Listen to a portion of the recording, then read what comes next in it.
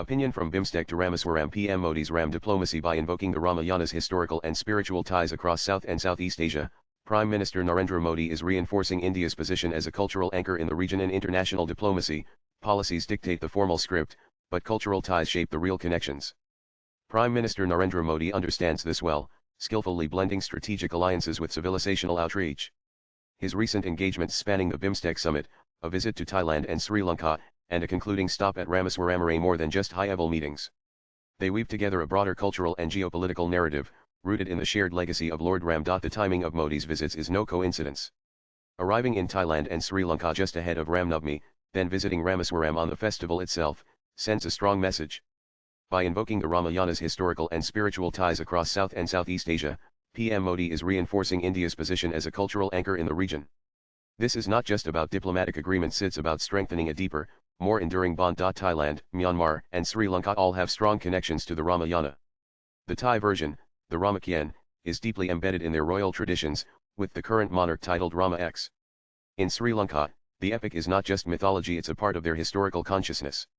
By highlighting these ties, Modi transcends policy discussions, reminding these nations of their shared heritage with India. The connection between these regions and India is ancient. Long before modern borders, maritime trade routes linked them, spreading ideas, art, and faith. Emperor Ashoka sent his daughter, Sangamita, to Sri Lanka in 250 BCE with the sapling of the Bodhi tree, cementing civilizational exchanges. Thailand's Mon and Khmer kingdoms absorbed Indian scripts and epics, evolving them into their own cultural forms. Tamraliptai, an ancient Indian port, was a keynote in this exchange. PM Modi's approach echoes this historical outreach.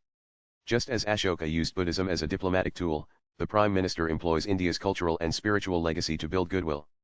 His participation in the BIMSTEC summit is not just about economic and security cooperation, it's about reaffirming India's historical role in the region. The Prime Minister's visit to Thailand April 34 for the BIMSTEC summit aligns with India's Act East and Neighbourhood First policies. The summit focuses on security, trade, and connectivity, but cultural symbolism is woven throughout.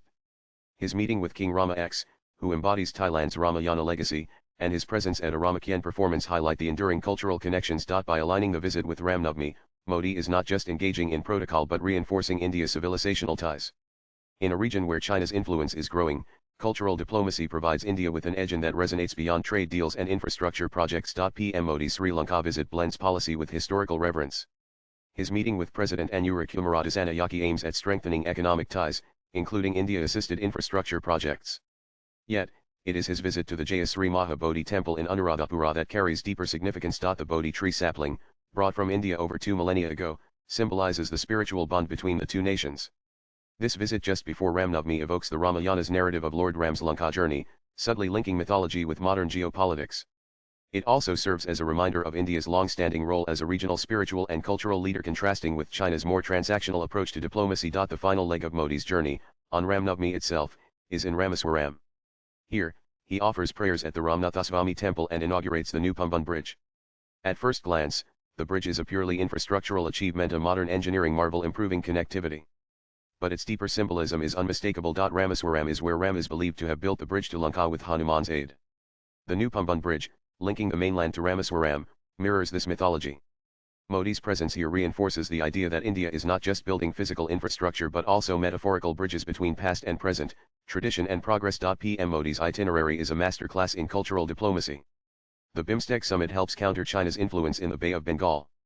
His Thailand and Sri Lanka visits strengthen India's regional ties through shared heritage.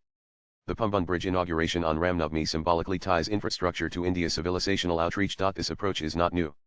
In 326 BCE, Chandragupta Maurya, guided by Kautilya, used cultural diplomacy to strengthen alliances. Emperor Ashoka followed suit, spreading Buddhism as a soft power tool. Modi's strategy echoes these historical precedents, using India's cultural depth to reinforce its modern diplomatic objectives. India's rise is not just about economic growth or military power, it's also about reasserting its civilizational identity. Whether engaging with King Rama X, honoring the Bodhi tree, or inaugurating a bridge on Ram Navami, Modi is crafting a narrative where India's past informs its future. In a world where soft power is as crucial as hard power, this blend of heritage and modernity offers India a unique advantage. Just as Ram built a bridge to Lanka, Modi is building connections that transcend borders, ensuring that India remains a vital force in shaping the region's future. Some skeptics may view this diplomatic approach as incongruous in our transactional global marketplace, where nations function on strict give and take principles. Yet, The sterile relationships of commerce provide little shelter in difficult times, only the profound connections of shared heritage offer genuine resilience. These relationships, cultivated over centuries, have withstood the hurricanes of history and will continue to endure whatever storms the future may bring. The writer is a senior broadcast journalist who writes on cultural diplomacy. Views expressed in the above piece are personal and solely those of the author. They do not necessarily reflect News 18's views. Nan.